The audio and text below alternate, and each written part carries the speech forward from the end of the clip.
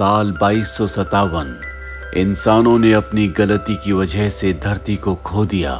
धरती अब रहने लायक नहीं बची। इसीलिए इंसानों को चांद पर भेजा जाता है ताकि वहां पर वो कॉलोनीज को बचा सके। लेकिन चांद पर बहुत ही खतरनाक तूफान आते हैं, इसीलिए इंसानों का ये प्लान फेल हो गया। लेकिन अब भी यहाँ पर इंसान है, वो यहाँ पर माइनिंग करते हैं ताकि दूसरे प्लेनेट ओमेगा के लिए रिसोर्सेज इकट्ठा कर सके जहां पर इंसान चले गए हैं। वो प्लेनेट पूरी तरह से सुरक्षित है। चांद पर रहने वाले हर एक इंसान को 20 सालों तक यहां पर माइनिंग करनी होगी, जिसके बाद उसे ओमेगा प्लेनेट भेज दिया जाएगा। लेकिन काम करते हुए 20 साल से पहले अगर किसी की मृत्यु हो गई तो उसके बचे हुए सालों को उसके परिवार वालों को करना होगा, यानी कि अपने 20 साल और उनके परिवार के उस सदस्य के बाकी साल जिसकी मृत्यु हो चुकी है।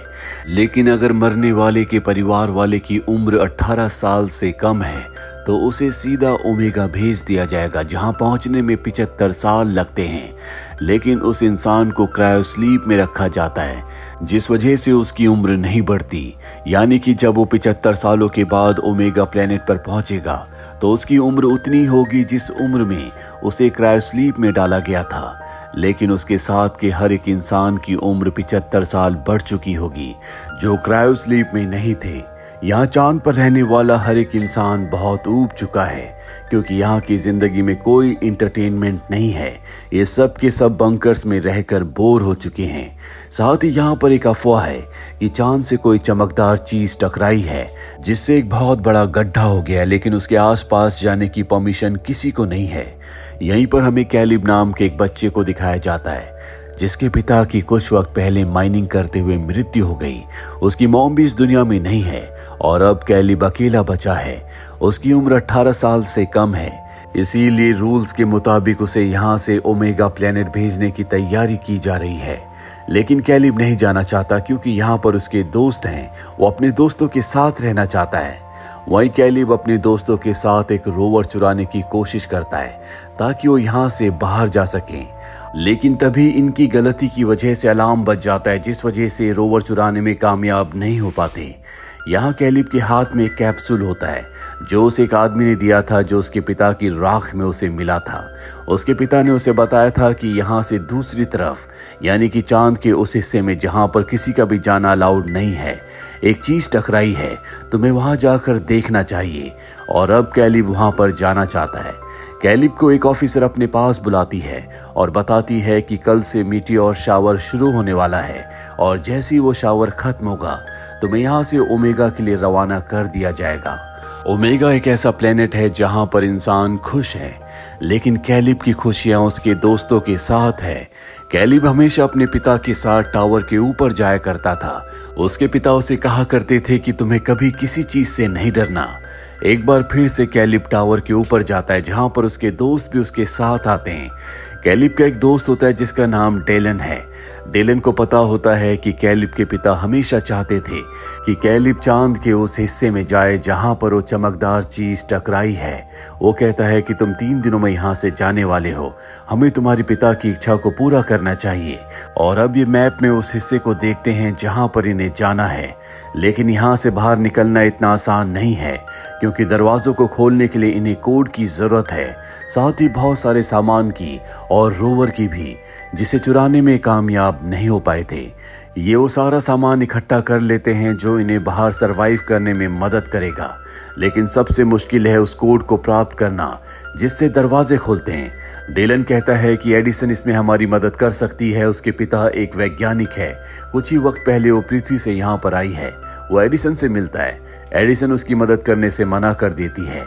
उसे डेलन सब कुछ बताता है कि किस तरह से उनका दोस्त कैलिब हमेशा के लिए यहाँ से ओमेगा जा रहा है, और उसके पिता चाहते थे कि वो उस हिस्से में जरूर जाए जहाँ पर वो चमकदार चीज टकराई थी। इसीलिए हम सब उसके पिता की आखिरी इच्छा को पूरा करने के लिए उस जगह पर जाना चाहते हैं, जिसके लिए हमें दरवाजों के कोड की जरूरत है। एडिसन कहती है कि ठीक है, मैं तुम्हारी मदद करूंगी, लेकिन मैं भी तुम्हारे साथ जाऊंगी। ये उसकी बात मान जाते हैं और अब सबसे पहले ये रोवर के पास जाते हैं क्योंकि बाहर जाने के लिए इन्हें रोवर की जरूरत है। ये रोवर के अलार्म को डिस्कनेक्ट करके उस पर अपना कब्जा कर लेते हैं और अब एडिसन की मदद से दरवाजे भी खुल जाते हैं। डेलन ड्राइविंग करता है क्योंकि इनमें से सिर्फ वही एक है जिसे ड्राइव करना आता है और आज ये अपनी जिंदगी में पहली बार उस माइनिंग वाले एरिया से बाहर निकले हैं। पहली बार इन्होंने चांद की सतह को देखा है। ये बाहर आकर बहुत खुश हैं, लेकिन इन्हें तूफान के आने से पहले वापस आना होगा। जल्दी मिटियोर शावर यानी कि मिटियोर का जो तूफान है वो शुरू हो जाएगा और जब भी मिटियोर शावर शुरू होता है तो पूरे के पूरे बेस में यानी कि माइनिंग वाले एरिया को लॉकडाउन कर दिया जाता है।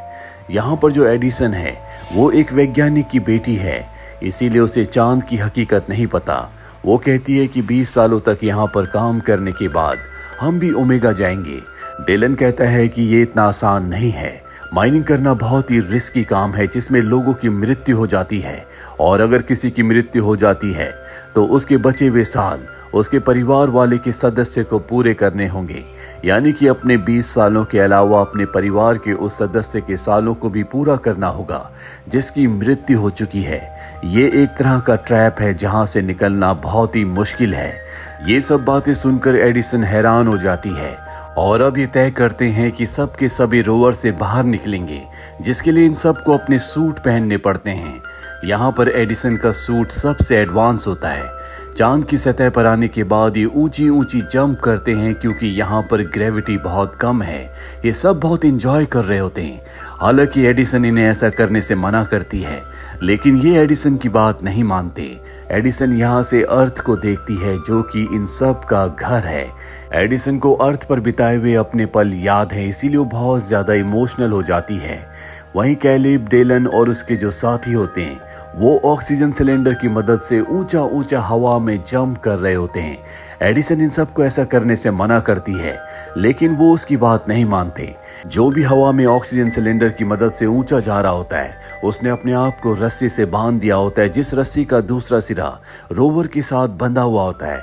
और अब इनका एक साथी जो सबसे छोटा होता है, जब वो ऑक्सीजन सिलेंडर की मदद से ऊपर जाता है तो झटका लगने की वजह से रस्सी टूट जाती है और वो अनकंट्रोल्ड हो जाता है, इनसे दूर जाने लगता है। लेकिन ये दूसरे ऑक्सीजन सिलेंडर की मदद से उस तक पहुंचकर उसे वापस ले आते हैं। लेकिन इस खेल में इनकी बहुत सारी ऑक्सीजन वेस्ट हो चुकी है। इनके पास अब इतनी ऑक्सीजन नहीं है कि ये अपनी मंजिल तक पहुंच पाए। तभी कैलिब बताता है कि मेरे एक दोस्त ने मुझे बताया था कि यहाँ पर एक आउटपोस्ट है जहाँ पर हमें ऑक्सीजन मिल सकती है। लेकिन इन्हीं में एक बच्चा होता है जो कहता है कि मेरे भाई ने मुझे बताया था कि वहाँ पर भूत रहते हैं, इसीलिए मैं वहाँ पर नहीं जाऊँगा। लेकिन इनके पास वहाँ पर जाने के अलावा कोई रास्ता नहीं है। जल्दी ये अपने सफ़र पर आगे बढ़ चलते हैं। ये उस आउटपोस्ट पर पहुंच जाते हैं जहां पर अंधेरा होता है और इन्हें एहसास होता है कि अंदर कुछ है। इन्हें कुछ आकृतियां दिख रही होती हैं जिससे सब के सब डर जाते हैं। पर जब ये लाइट जलाते हैं तो इन्हें पता चलता है कि ये असली इंसान नहीं है बल्कि उनके स्टैचूज हैं। इन्हें समझ में आ जाता है कि ये कोई आउटपोस्ट नहीं है, बल्कि जब इंसान यहाँ पर आए थे तो उन्होंने यहाँ पर घर के मॉडल्स बनाए थे कि किस तरह से इंसान चांद पर रहेंगे। लेकिन ये पूरा का पूरा प्रोजेक्ट फेल हो गया क्योंकि यहाँ पर बहुत बड़े बड़े तूफान आते हैं, मीटियोर शावर्स होते हैं जो कि बहुत ही खतरनाक है। घर के अंदर आने के बाद ये सब के सब अपने सूट्स उतार देते हैं क्योंकि यहाँ पर ऑक्सीजन है, इन्हें खाना भी मिल जाता है। ये तय करते हैं कि आज रात ये यहीं पर स्टे करेंगे। यहाँ बातें करते हुए इन सब को एडिसन बताती है कि जब मैं अर्थ पर थी तो मेरे मॉम डैड का डाइवोर्स हो गया था, जिसके बाद मेरी मॉम मेरे भाई को अपने साथ ओमेगा प्लेनेट ले गई और मैं अपने डैड के साथ यहाँ चांद पर आ गई। सब के सब सो जाते हैं, लेकिन कैलिब और एडिसन अब भी बातें कर रहे होते हैं। कैलिब कहता है कि मेरे डैड मॉम के इस दुनिया से जाने के बाद डेलन ने मुझे सहारा दिया, वही मेरा दोस्त है। हालांकि मैं यहाँ से नहीं जाना चाहता, लेकिन रूल्स के मुताबिक मुझे यहाँ से जाना होगा। जब मैं यहाँ से चला जाऊँ तो तुम डेलन का साथ देना क्योंकि उसका मेरे अलावा इस दुनिया में कोई नहीं है। उसके पिता भी उसे छोड़कर चले गए। एडिसन वादा करती है कि वो हमेशा डेलन का साथ देगी। अगली सुबह एक बार फिर से अपने रोवर से आगे का सफर तय करते हैं, लेकिन जल्दी ये देखते हैं कि इनके रोवर की जो बैटरी है वो पूरी तरह से खत्म हो गई है और मीटियोर के तूफान से पहले इन्हें उस जगह पहुंचना होगा जहां पर वो चमकदार चीज टकराई थी, जिससे एक बहुत बड़ा गड्ढा हो गया था।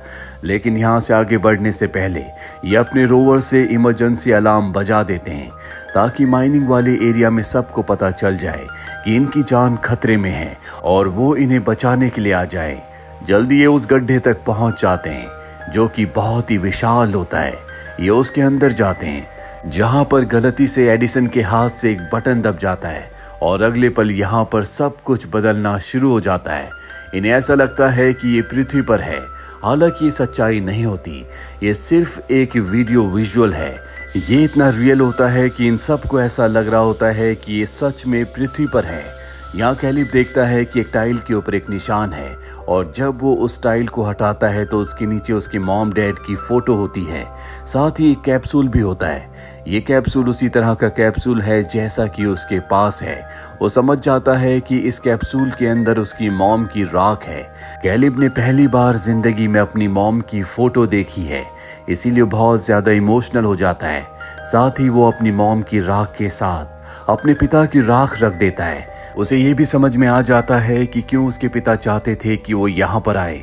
वो बहुत ज्यादा उदास होता है। उसका दोस्त डेलन उसे समझाता है कि तुम्हें उदास नहीं बल्कि खुश होना चाहिए। तुम यहाँ से ओमेगा जा रहे हो। यहाँ पर रहने वाले हर एक इंसान का एक ही सपना है कि एक दिन वो यहाँ से ओमेगा जाएगा। लेकिन कैलिब यहाँ से नहीं जाना चाहता और अब डेलन उसे सच बताता है। वो कहता है कि तुम्हारे पिता की एक्सीडेंट में मृत्यु नहीं हुई बल्कि उन्होंने अपनी जान दी है ताकि तुम्हें यहाँ से ओमेगा भेज दिया जाए जहाँ पर तुम एक अच्छी बेहतर जिंदगी गुजार सको। ये सुनकर वो हैरान हो जाता है। दरअसल कैलिब के अलावा हर एक को ये बात पता थी और तभी इनके एक दोस्त की तबीयत खराब हो जाती है। ये उसे लेकर जल्द से जल्द अपने रोवर तक पहुंचना चाहते हैं, लेकिन इससे पहले कि ये अपने रोवर तक पहुंचते मीटियोर शावर यानी कि मीटियोर का जो तूफान होता है वो शुरू हो जाता है। ये उन गिरते हुए मीटियोर से बचने की कोशिश कर रहे होते हैं क्योंकि अगर मीटियोर से घायल हो गए तो इनकी जान चली जाएगी। ये सब के सब इधर उधर भागना शुरू कर देते हैं और इसी बीच इनकी जो दोस्त एडिसन होती है वो इनसे अलग हो जाती है। लेकिन डेलन और कैलिब उसे ढूंढने जाते हैं। जल्दी एडिसन इन्हें मिल जाती है जिसे ये अंदर ले आते हैं, लेकिन डेलन का जो हेलमेट का फ्रंट ग्लास होता है वो क्रैक हो जाता है जिस वजह से वो बेहोश हो रहा होता है। ये उसके हेलमेट को रिपेयर करते हैं, लेकिन मीटियोर शावर की वजह से इनका जो रोवर होता है उसका ग्लास भी टूट जाता है। इसीलिए इन सबको हेलमेट पहन कर रखना पड़ता है और अब धीरे धीरे इनकी ऑक्सीजन खत्म हो रही है। इन सब को समझ में आ चुका है कि ये इनकी जिंदगी के आखिरी पल हैं। ये इस बात से खुश होते हैं कि जिंदगी के आखिरी पलों में ये एक दूसरे के साथ हैं और धीरे धीरे सब के सब बेहोश हो जाते हैं। कुछ वक्त के बाद कैलिब को होश आता है।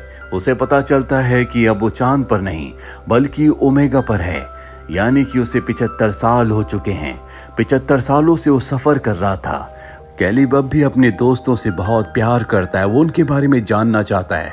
जिसके बाद एक नर्स उसके पास आती है और उसे एक डिवाइस देती है जिसमें उसके दोस्तों के मैसेजेस हैं। उन मैसेजेस को सुनने के बाद उसे पता चलता है कि उसके एक दोस्त ने अपनी बेसबॉल की टीम बनाई है जैसा कि वो हमेशा चाहता था। वहीं एडिसन ने स्ट्राइक की ताकि वहां पर रहने वाले माइनर्स की जिंदगी को बेहतर किया जा सके। साथ ही उसने डेलन से शादी की। डेलन और एडिसन के बच्चे हैं, उनके ग्रैंड सन्स हैं क्योंकि उन्हें वहां चांद पर अब कई साल बीत चुके हैं। इनका एक साथी एडमिनिस्ट्रेटर बन गया। ये सारी बातें जानकर कैलिब बहुत खुश होता है। इसके बाद एक फैमिली आती है जो कैलिब को अडॉप्ट कर लेती है जैसा कि उसे बताया गया था। ये प्लेनेट बहुत ही खुशहाल होता है।